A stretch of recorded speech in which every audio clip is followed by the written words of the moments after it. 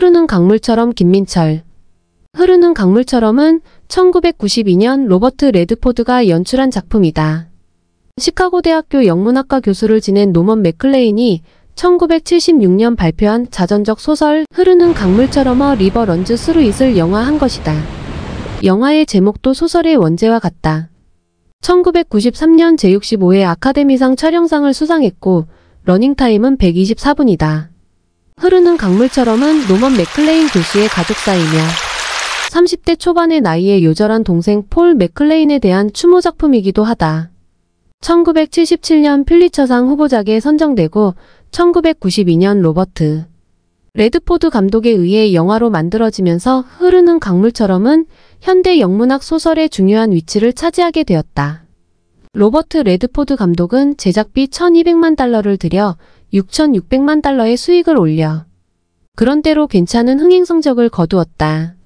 맥클레인 목사 역은 할리우드의 관록파 배우 톰 스커릿이 맡았고 그의 부인 미세스 맥클레인 역은 브렌다 블레신이 캐스팅되었다.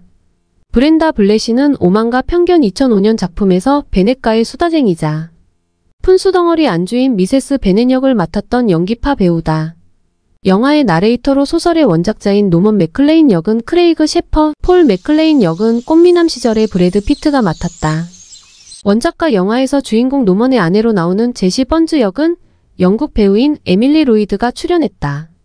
로버트 레드포드 감독은 목소리 출연으로 노먼 맥클레인 역을 맡아 영화를 풀어나가는 나레이터 역할을 담당했다. 흐르는 강물처럼은 로버트 레드포드 감독이 각별하게 심혈을 기울여 만든 영화다. 영화의 또 다른 주인공인 폴 맥클레인 역할을 맡은 브래드 피트는 극중 폴의 캐릭터를 완벽하게 소화해냈다. 로버트 레드포드 감독과 브래드 피트는 우정이 각별한 사이로 알려졌는데 두 사람이 너무 닮아 부자지간이라고 해도 모두 믿을 정도로 외모와 분위기가 흡사하다. 로버트 레드포드는 1978년 자신의 출세작인 1969년 작품 내일을 향해 사라부치 캐시디 언드 선댄스 키드에서 맡았던 배역인 선댄스 키드의 이름을 딴 선댄스 영화제를 설립하였다. 선댄스 영화제는 제3세계의 독립영화 발전에 커다란 밑거름이 되고 있다. 브래드 피트도 2001년 독립영화사인 플랜 B 플랜 마이너스 B를 설립하여 독립영화 제작을 후원하고 자체적으로 영화를 기획 마이너스 제작하고 있다. 관록이 넘치는 배우 윤여정이 아카데미 여우조연상을 받은 미나리와 봉준호 감독의 옥자도 플랜 B에서 제작했다. 특히 선댄스 영화제에서 좋은 평가를 받은 작품은 칸 영화제, 베를린 영화제, 베네치아 영화제 등에 초청되기도 하여 실력 있는 독립영화 감독들의 등용문 역할을 하고 있다. 영화 흐르는 강물처럼은 독립영화가 얼마만큼 뛰어날 수 있는가를 증명한 기념비적인 작품이다. 영화 매니아를 자부한다면 필수적으로 봐야 할 작품이 로버트 레드포드 감독의 흐르는 강물처럼이다. 영화는 로버트 레드포드가 목소리로 연기한 주인공 노먼 맥클레인이 어린 시절을 회상하는 것으로 시작된다. 노먼의 아버지 리버런드 맥클레인 목사는 스코틀랜드 장교 출신의 장로교회 목사다. 몬테나주 미줄라시에서 목회 활동을 하는 그는 목회 활동 다음으로 열심인 분야가 플라이 낚시다. 맥클레인 목사는 노먼과 폴 두 아들과 산책을 할 때도 빅블랙푸 강가를 코스로 잡을 만큼 플라이 낚시에 애호가다. 아버지로 인해 노먼과 폴은 피아노의 속도계에 맞춰서 낚싯줄을 풀었다 감았다 하는 방법을 익혔다. 맥클레인 목사는 낚시를 던질 때는 10시 방향으로, 낚싯대를 챌 때는 20 방향으로 하고 사박자를 맞추어 반복적으로 연습을 시키는 낚시에 관해서는 완벽주의자다. 맥클레인 목사가 두 아들에게 낚싯줄을 던지고 감는 방법을 반복적으로 시키는 모습을 보면 매우 과학적이고 음악적이다. 맥클레인 목사의 플라이 낚시 실력은 훗날 작은 아들 폴 맥클레인에 의해 추월당할 때까지 독보적인 경지를 자랑한다. 목사는 장남 노먼에게 기대가 커서 학교에 보내지 않고 홈스쿨링으로 직접 집에서 가르쳤다. 목사가 집중적으로 훈련시킨 교육 방법은 장문이었다. 목사는 장문을 쓰게 하고 계속하여 절반으로 줄이며 간결한 문장을 쓰도록 하였다. 영화에서 목사와 노먼이 대화하는 것을 보면 시구절을 암송하는 것으로 의사를 전달하기도 한다. 맥클레인 목사는 작은 아들 폴에게는 자유롭게 뛰어놀도록 한다. 맥클레인 목사는 틈만 나면 두 아들과 함께 송어낚시를 하는데 언제나 가장 큰 고기는 아버지가 잡는다. 노먼과 폴의 어린 시절을 연기한 아역 배우 중 폴의 어린 시절을 연기한 배우는 브래드 피트와 붕어빵처럼 닮아 마치 유년 시절의 브래드 피트를 보는 것으로 착각할 정도다. 노먼과 폴은 싸움도 마다하지 않을 정도로 활동적인 유년 시절을 보낸다. 노먼과 폴은 보트를 빌려 빅블랙 푸강을 래프팅하기도 하는데 물살이 거세고 폭포도 통과하기 때문에 목조보트로 래프팅한다는 것은 자살행위와 다를 바 없었다. 래프팅을 하고 나서 형제는 아버지에게 호되게 야단을 맞는다. 이 장면은 극중 연령과 출연 배우의 실제 나이가 너무 차이가 커서 없는 게 좋았을 신이다. 굳이 래프팅 씬을 넣으려면 10대 초중반의 소년 배우들을 썼어야 했다. 29세의 브래드 피트와 31세의 크레이그 셰퍼가 10대 초중반의 나이를 소화한 것은 아무리 생각해도 감독의 판단 미스로 보인다. 1917년 몬테나에도 징집령이 떨어져 노먼은 군대에 징집되는 대신 16세에 산림청에 배속된다. 노먼은 전쟁에 나간 벌목공을 대신하여 벌목 작업을 하고 폴은 나이가 어려 수영장의 안전요원으로 배치된다. 1919년 가을 노먼은 동부의 명문 아이비리그에 속하는 다트머스 대학교에 입학이 허가되어 집을 떠난다. 6년간 대학에서 영문학을 전공한 노먼은 여러 대학의 석박사, 통합과정과 전임 강사 자리를 알아보면서 1926년 6년이 지나서야 고향 몬테나로 돌아온다. 폴은 몬테나에서 대학을 마치고 지역신문사의 기자가 되었다. 노먼은 여름방학 동안 산림청의 인턴직으로 일할 계획인데 영화에는 산림청에서 일하는 장면은 나오지 않는다. 노먼은 아버지 폴과 함께 송어 낚시를 간다. 폴의 플라이 낚시 솜씨는 예술의 경지였다. 노먼은 6년 넘게 낚시를 하지 않아 감을 회복하는데 약간의 시간이 필요했다. 대역을 썼겠지만 브래드 피트가 플라이 낚시를 하는 모습은 정말 감탄사가 절로 나올 정도다. 햇빛이 반사되어 붉은색을 띠는 낚싯줄이 날벌레 사이로 낮게 깔리며 허공에서 원을 그리며 춤추는 모습은 영화 흐르는 강물처럼의 백미다. 30년 전에 흐르는 강물처럼을 극장에서 처음 보았을 때 플라이 낚시라는 단순한 소재로 이렇게 아름다운 영화를 연출했다는 것과 로버트 레드포드가 뛰어난 감독이라는 것에 감탄을 금치 못했었다. 블로그에 리뷰하기 위해 넷플릭스에서 4번을 계속하여 영화를 보면서 개봉 당시 극장에서 느꼈던 감동은 느낄 수 없었다. 몇 번을 반복하여 보았지만 마찬가지였다. 나이가 먹으면서 웬만한 영화를 보아도 청년 시절의 감동을 느낄 수 없게 되었다. 다만 그 시절에는 잘 보이지 않았던 영화 속에 숨은 이면을 발견하게 된 것은 좋은 점이다. 1919년 1933년까지 시행된 금주법으로 노먼과 폴은 불법 영업을 하는 술집을 드나드는데 영화에서는 금주법 시행에 대한 구체적인 언급은 없고 그저 분위기상으로 금주법이 시행되던 시기라는 것을 알 수 있는 것도 아쉬운 대목이다. 노먼은 지역 무도회에서 평생 반려자가 되는 제시 번즈 에밀리 로이드이아 제시를 만나게 된다. 제시는 몬테나에서는 보기 드문 미인인데 대학을 중퇴하고 뚜렷한 목표 없이 살아가는 여자로 입만 열면 거짓말을 늘어놓는 오빠 닐 번즈 스티븐 셀렌을 끔찍하게 챙긴다. 노먼은 무도회에서 제시에게 춤을 신청하는데 마침 불꽃놀이를 하여 춤을 추지 못하고 집으로 전화를 하여 그녀를 만난다. 닐은 할리우드에 사는 것으로 나오는데 하도 구라가 심해 아마도 LA에 살면서 할리우드에 산다고 거짓말을 하는 것으로 의심된다.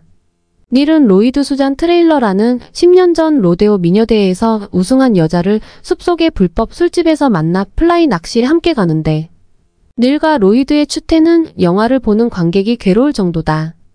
닐은 술에서 깨지 않아 낚시도 못하고 햇볕 아래서 발가벗고 잠들어 화상을 입는데 노먼이 집에 데려다 주자 제시는 오빠를 저 꼴로 만들었다고 단단히 토라진다.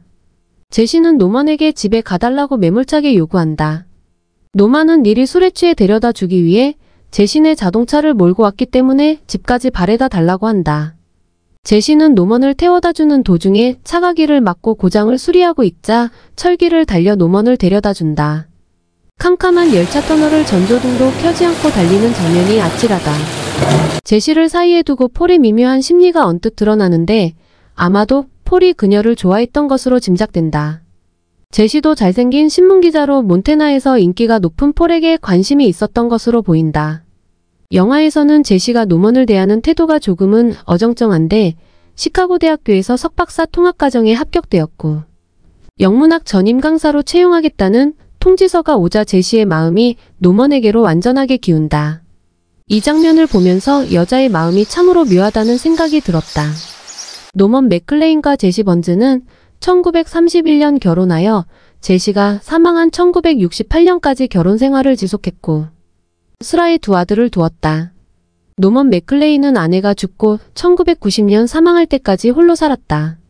노먼의 동생 폴 맥클레인은 1906년 태어나 1938년 32세의 나이에 사망했다. 사망 원인은 도박을 하다마자 죽은 것으로 알려졌는데 노먼과 제시가 결혼하고 7년이 지난 시점이었다. 노먼 맥클레인과 제시 번즈의 사이에서 1942년 태어난 장 맥클레인은 80세로 생존해 있고 연년생으로 태어난 존 앤 맥클레인은 1943년생, 현재 79세로 저명한 저널리스트다. 이야기가 잠시 샛길로 샜다. 다시 영화로 돌아가자. 영화는 노먼이 시카고 대학교로 가기 전의 여름을 묘사하고 있다. 분명한 것은 영화의 내용과 달리 폴이 사망한 시점은 다르다는 것이다. 일단 영화를 리뷰하는 것이니만큼 로버트 레드포드가 만든 작품에 충실하기로 하자. 폴은 도박에 빠져 많은 빚을 지게 된다. 노먼은 누구보다 동생을 사랑하지만 폴은 형의 충고를 무시한다. 도박장에서 따돌림을 당하면서도 폴은 한사코 도박을 한다. 폴은 한판 하겠다며 내일 아버지와 함께 빅블랙 풋강으로 송어 낚시를 가자고 한다. 다음날 아침 폴은 7시가 돼서야 귀가하고 세부자는 송어 낚시를 간다. 흐르는 강물처럼에서 가장 유명한 장면이 나온다. 폴은 거센 물살을 가르는 송어를 낚아채는데 워낙 대물이라 송어에게 끌려간다. 거센 물길을 자맥질하면서도 폴은 낚싯대를 놓치지 않고 거대한 송어를 끌어내는데 성공한다. 노먼은 동생의 모습을 보고 완벽한 송어 낚시를 보았다고 말한다. 송어의 크기는 줄잡아 7.80cm는 되어 보이는데 마치 연어와도 같은 월척이다. 브래드 피트는 진짜 낚시꾼처럼 플라이 낚시를 하는데 그 폼이 장난이 아니다. 폴이 송어를 들고 기념 촬영을 하고 장면이 전환된다. 경찰서에서 전화가 오고 노먼은 폴이 사망했다는 것을 확인한다. 폴은 권총자루로 뒤통수를 맞아 사망했고 뒷골목에 버려졌다. 노먼은 부모님에게 사실을 말하고 맥클레인 목사 부부는 넛이 나간다. 폴은 오른손이 으스러진 채 발견되었는데 아마도 카드 속임수를 쓰다 손이 으스러지고 집단 폭행을 당해 사망한 것으로 보인다. 노먼은 제시와 함께 시카고로 가고 몇 년 후 두 아이를 데리고 고향을 방문한다. 노먼은 아버지의 설교에서 아직도 동생을 잊지 못했다는 것을 깨닫는다. 맥클레인 목사의 설교는 우리가 사랑하는 사람이 이해할 수 없는 행동을 하더라도 그것까지 온전하게 사랑해야 한다는 내용이다. 즉 맥클레인 목사의 설교는 폴의 행동을 이해하지 못했고 못마땅했지만 돌이켜보니 온전하게 있는 그대로 사랑하지 못한 것이 가장 후회된다는 내용인 것이다. 영화에서는 어머니, 아내 제시와 함께 남매를 데리고 아버지의 설교를 듣는 것으로 나오는데 노먼 맥클레인은 연년생으로 형제를 두었다. 참고하기 바란다. 노먼 맥클레인이 빅블랙풋 강에서 플라이 낚시를 하는 것으로 영화는 막을 내린다. 흐르는 강물처럼은 가족의 의미를 되새겨 볼 수 있는 영화다. 그리고 생전에 완전하게 이해할 수 없었지만 사랑했던 형제와 아내에 대한 회한과 그리움을 잔잔하게 담아낸 영화다. 가족과 플라이 낚시를 제외하면 특별할 것이 없는 영화가 흐르는 강물처럼이지만 그것이 영화의 매력이다. 부모 자식 간에도 특별한 것은 없다.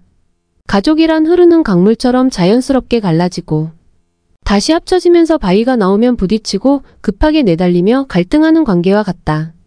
그렇지만 하류에 이르고 바닷물과 합쳐질 때는 한없이 잔잔하고 평화로우며 느리게 흐르는 것이 강물이다. 가족과 인생도 강물과 같은 것이라는 것을 이 영화는 말하고자 한 것이다. 흐르는 강물처럼 순리에 맡기는 것, 그것이 가족이든 이웃이든 가장 순탄한 인간관계다. 흐르는 강물처럼은 넷플릭스에서 제공되고 있으며 화질도 매우 우수하다. 독자들에게 한번 보기를 권하며 무엇보다 289세 꽃미남 시절의 브래드 피트를 만날 수 있어서 좋다. 흐르는 강물처럼은 몬태나주의 빅블랙풋 강에서 촬영되었다. 몬태나주의 풍광이 무척 아름답다. 선댄스 영화제를 설립하여 독립영화를 후원하는 로버트 레드포드 감독에게 경의를 표한다.